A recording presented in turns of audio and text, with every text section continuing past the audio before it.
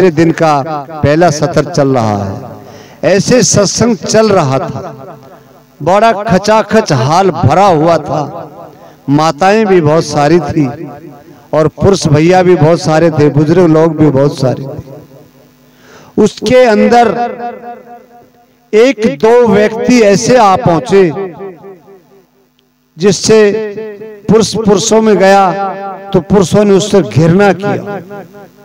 मातर शक्ति माताओं में गई, माताओं ने भी उस पर घृणा की।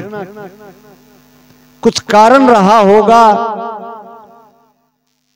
नहाए धोए नहीं होंगे, साफ सुथरे नहीं होंगे, चरित्र के भी हीन हो सकते हैं, ऐसे भी रहे होंगे। लेकिन सत्संग का भाव यह रहा, जहां वो बैठ रहे हैं उनके अगल बगल के लोग उठ उठ करके दूसरी जगह बैठे जा रहे हैं। तो संत मंच पर बैठे उन्हें अच्छी तरह से देखे जा रहे हैं, ये मामला क्या हो रहा है। आए हैं लोग सत्संग में, सत्संग, सत्य को समझना, फिर उसका संग करना, सत्संग तब बनेगा। ये बड़ी बड़ी पंडाल लगाने से सत्संग नहीं बनेगा। जब हृदय अपना साफ नहीं हुआ तो सत्संग कैसे बनेगा। जैसे साहब जी भी 2-3 बारी भी बोल चुके, फिर भी बोल जाएंगे, मौका है इनका कि प्रयागराज पर बोलते हैं, बोलने का हक भी। हमें कोई पूछ रहे थे प्रयाग में कि गंगा में नहाने से पाप नहीं कटते क्या? कट जाते। हमें अपने तरफ से जवाब दिए हैं, गंगा में नहाने से पाप कटेंगे तो ये प्रयागराज में जो लोग रहते हैं सबसे पहले तो इन्हीं के कटेंगे। हम तुम तो चल के आ रहे हैं, हमारा तो नंबर। तो रुको जरा, सब्र करो। सम्मानित मंच पर बैठे कलाकार, छत्तीसगढ़ के कोने कोने से पधारे गायकार यतेंद्र साहब जी सानिध्य में, बिहार से आए मुख्य प्रवक्ता संत श्री अभय साहब जी, सबको कोटिन कोटिन बंदगी करते हैं। इस प्रोग्राम में हमें भी हिस्सा मिला, उनके मार्गदर्शन से हमें भी आप लोगों के दर्शन मिले हैं।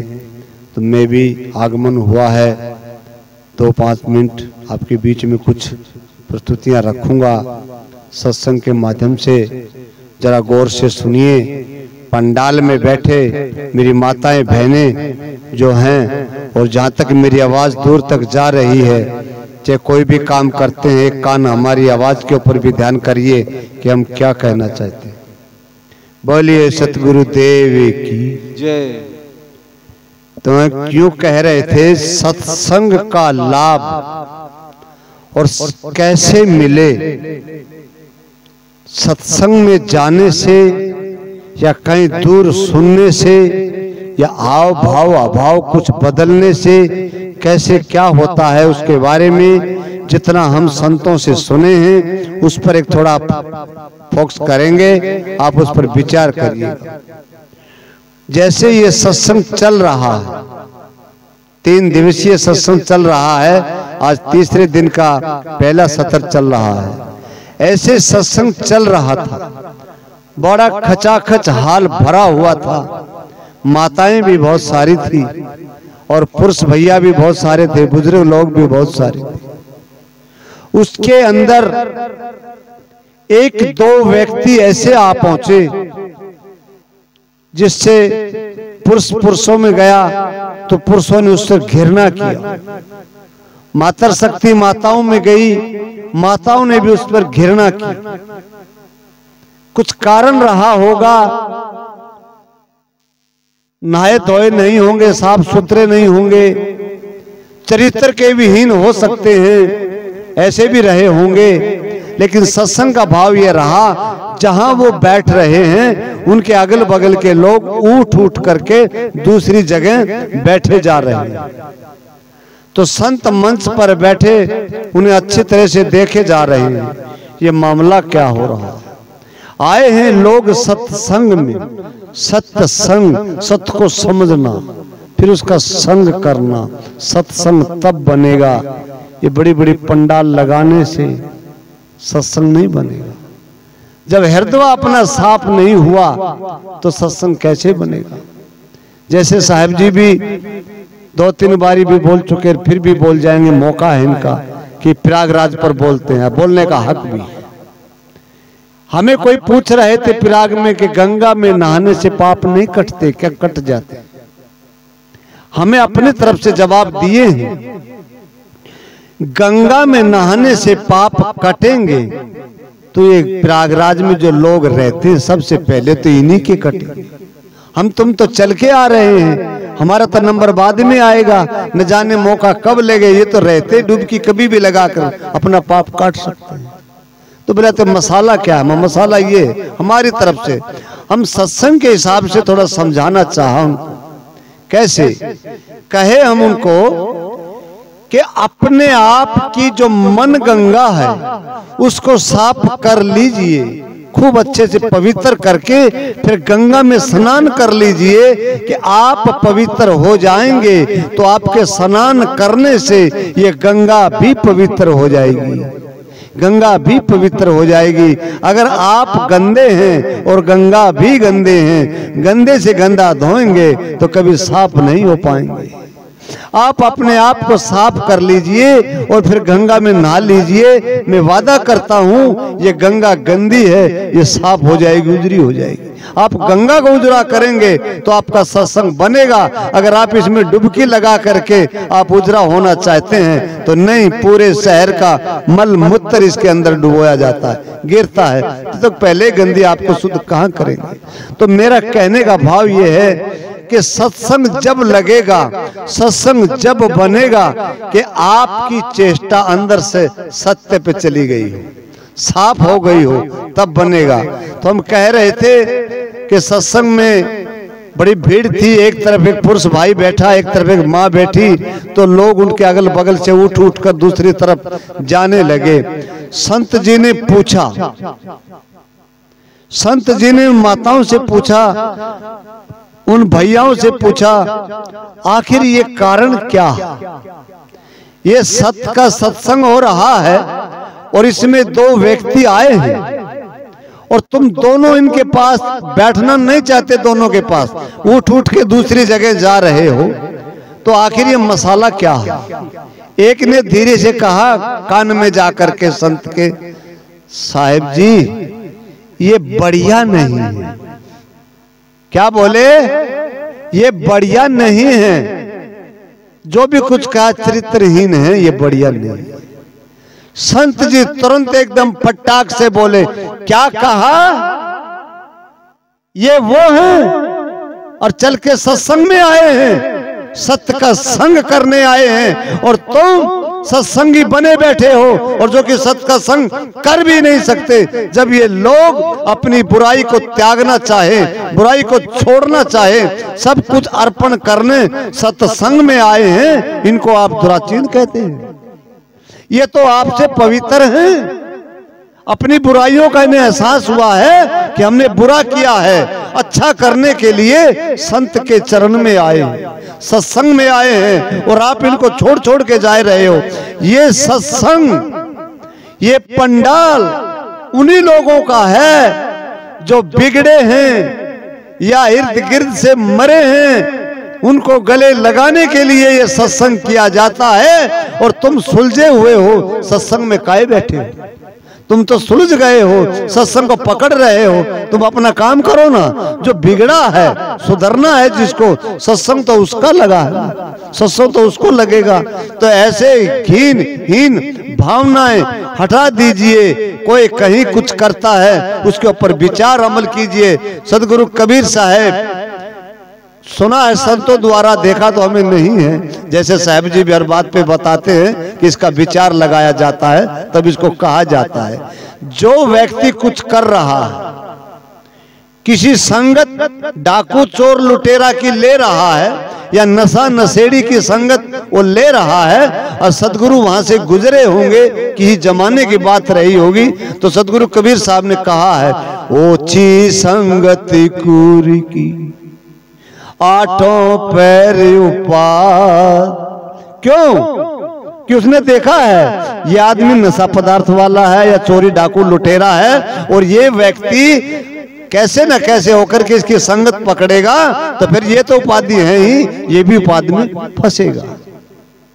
और कहीं ऐसा सत्संग हो रहा था और जहां वे दो व्यक्ति आए, ऐसी सभा जहां से गुजरी होगी, वहां सदगुरु कबीर साहब ने कहा है, अरे संगत कीजे साधु की, अरे संगत कीजे साधु की, जो हरे और की व्याध।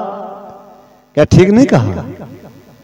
जहां बुराई का संग होने जा रहा था वहां सदगुरु कबीर साहब ने कहा, ओछी संगत कूरी की, आठों पैर उपाद। और जहां सत्य का मार्ग चल रहा था, सत्य में लोग जाना चाह रहे थे, जो अपने आप को ज्यादा हैम दे रहे थे कि हम बड़े सत्संगी, बड़े नामधानी, बड़े ये वो, उनका भ्रम था, उनको भ्रम तोड़ा कि कहा कि सत्संग जो मीठा खाओगे नहीं तो आपको कैसे पता चलेगा ये मीठा है, नमक को चाखोगे नहीं तो आपको कैसा पता चलेगा तीखा चरचरा क्या है। एक सूत्र है ये समझाने का, सुधरेगा कौन? जो बिगड़ा होगा वही तो सुधरेगा, जो बिगड़ा ही नहीं है उसका क्या सुधरेगा, उसको पता ही नहीं सुधरना भी है या नहीं। तो सत्संग कहता है ऐसे लोगों के लिए ये सत्संग किया जाता है, सत्संग उनका होता है। साथ साथ में छोटा उदाहरण दे जा रहे हैं, सुनिए गौर से। सत्संग के नाम से आज पूरे भारत में परंपरा चली रही है। मैं ये नहीं कहूंगा कि सत्संगी नहीं है, सत्संगी भी हैं, लेकिन तनी मनी, बिहार की भाषा है, कोई तनी मनी, कोई ले दे के चल रहा है, बाकी देखा देखी चल रहा है। आज गुरु मनाए जा रहे हैं, किस चीज के लिए? बहकावा जाता, कान में डाला जाता कंकर कि गुरु न बनाओगे तो पार नहीं हो पाओगे, गुरु न बनाओगे तो पार नहीं हो पाओगे, अगर पार होना है तो गुरु बनाना होगा। अब हमें, मुझे तो ये भी समझ में नहीं आ रहा, और किसी को समझ में आया होगा, पार किससे होना है? ये मोहनदा गांव से पार होना है, या छत्तीसगढ़ से पार होना है, या भारत से पार होना है, या किसी नदी तालाब समुद्र से पार होना है? सत्संग करके कोई किसी का पार आर नहीं है, सब यही है, अपने आप से पार होना है। सत्संग करके अपने आप से पार होना है। मैं कह रहा था, एक भाई ने ऐसी बात सुन ली कि गुरुजी पार होने के लिए मनाए जाते हैं, तो भाई जी ने गुरुजी का नाम ले लिया, कंठी माला दीक्षा ले ली, एक दुकान खोल ली। भाई भी चतुर था, उनकी घरवाली भी चतुर थी, दुकान खोल ली, फुल सामान की भर लिए हैं पूरी। अब पति देव जो कहता है अपनी पत्नी से कि अब गुरु बनाना पड़ेगा, गुरु बनाना पड़ेगा। बोले वो काय के लिए? बोले दुकान जो चलानी, बोले पैसे लगाए हम और गुरु बनाए तुम, मतलब क्या हुआ? बोला नहीं नहीं, गुरु तो बनाना पड़ेगा, सामान बेचना पड़ेगा। अब क्यों? इसलिए कि 1 रुपए का सामान लाएंगे और 10 में बेचेंगे और कसम गुरु की खाएंगे। अरे गुरु जी की कसम, मैं तो 9 में लाया हूं और 10 में बेच रहा हूं, 1 ही रुपया तो कमा रहा हूं। कमाने के लिए गुरु चाहिए, कसम खाने के लिए इंसान इतना चतुर हो गया है कि अपने बीवी बच्चे बचा लेता है, कसम खाने में भी गुरु को खड़ा कर लेता है। ऐसा सत्संग मत करिए, गुरु के सत्संग में मतलब जा करके ऐसे प्रेरणा लीजिए कि गुरु भगवान कोई माना जाता है।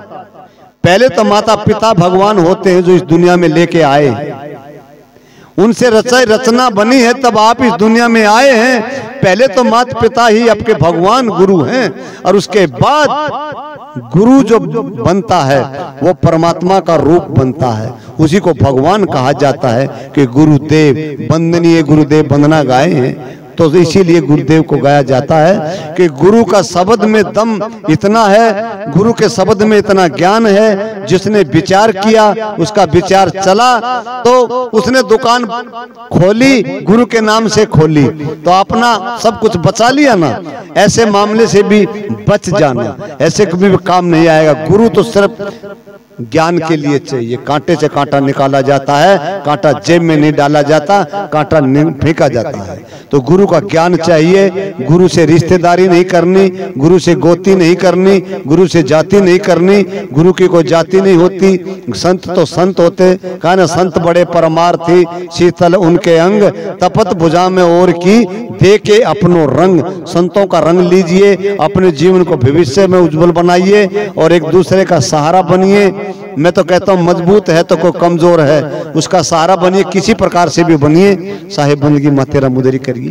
तो मैं और ज्यादा नहीं कहूंगा। भाई का डिमांड था एक थोड़ा हाथ की सफाई दिखाने का, तो मैं अभी नहीं दिखाऊंगा, दूसरे सत्र में दिखाऊंगा। कुछ लोग जम जाएंगे, कुछ वो भी देख पाएंगे। हम 5 मिनट का टाइम लेंगे दूसरे सत्र में, ज्यादा नहीं।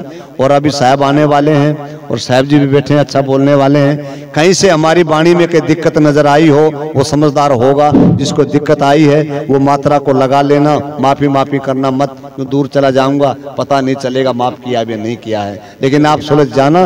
बोलिए सतगुरुदेव की जय। साहेब बंदी बहुत सुंदर, सदगुरुदेव की जय। बहुत ही सुंदर विचार सुनने को मिला।